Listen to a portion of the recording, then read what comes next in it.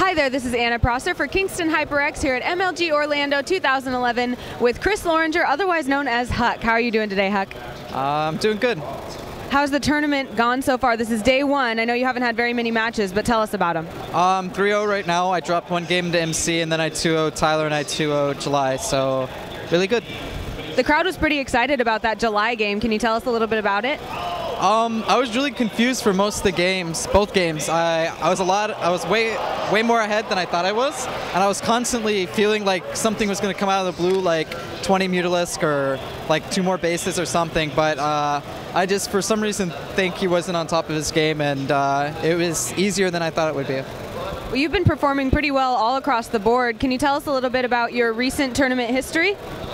IPL I made it to like round of 16. GSL I've been doing pretty well. I think for like out of all the Protosses in the world I'm doing pretty good, but Protosses right now are doing really bad, so that's not really that big of an accomplishment, but hopefully this MLG I can make it pretty far. Do you think the Protosses doing really bad is coming from an imbalance in the game, or have they just not quite figured it out yet? I don't like to cry about balance, but I think Protoss is weaker than the other 2 races right now. And I think in general, especially in GSL Code S, the Protoss players just aren't that good. So I don't know. I don't like to cry balance, so I won't say so much, but yeah. Well, with that in mind, who do you think we're going to see performing really well in this tournament? I think me, Puma, and Hydro will do really well. I think people like Polt, people like Stefano, hopefully Sasa does really good. There's a lot of really good players. I mean, the open bracket just by itself is super scary. I think anybody that makes it out of the open bracket has potential to go really far in this tournament just because it's so tough. You mentioned quite a few non-Korean players. Do you think we're starting to see the balance of non-Korean players competing well against Korean players? Yeah, I think it's a clash of styles right now, and foreigners might have gotten a little bit of an edge. I think Stefano is a really good Zerg, and I know a lot of people are going to start saying that now since he won IPL, but even back at Home Story when he beat me 2-0, I talked to Victor, and we both agreed that he was really good, and we tried to pick him up for Liquid. But, you know, foreigners just, they can compete with Koreans, so hopefully we see more come over to Korea and actually do that. Do you think that practicing in Korea is a good indicator of whether someone will be prepared to deal with playing a Korean?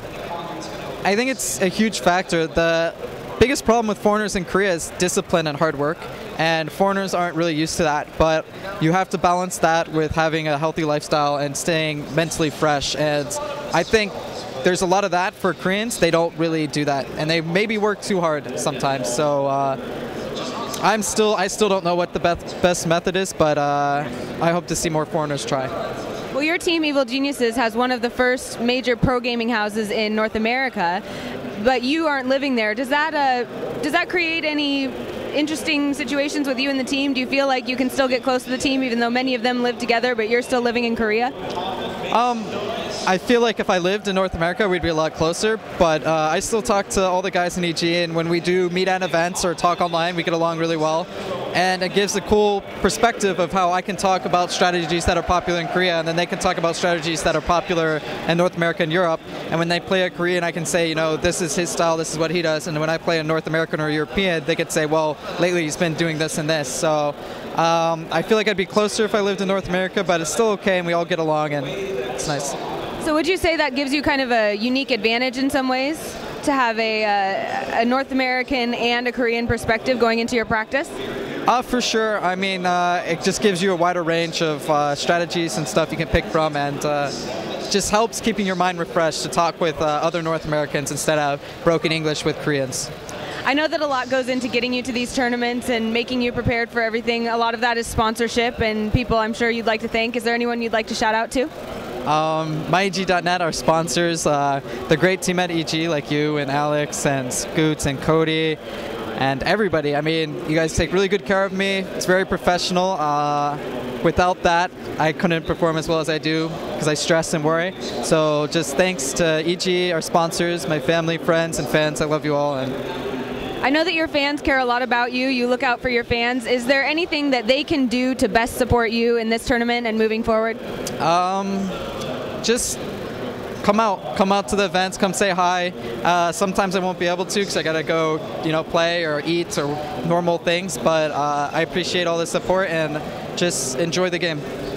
Well, I personally would like to thank Kingston HyperX for bringing me out to this tournament and bringing you this kind of content. Please be sure to check out their fantastic products and support them because they support esports. Thanks a lot, Chris. Bye.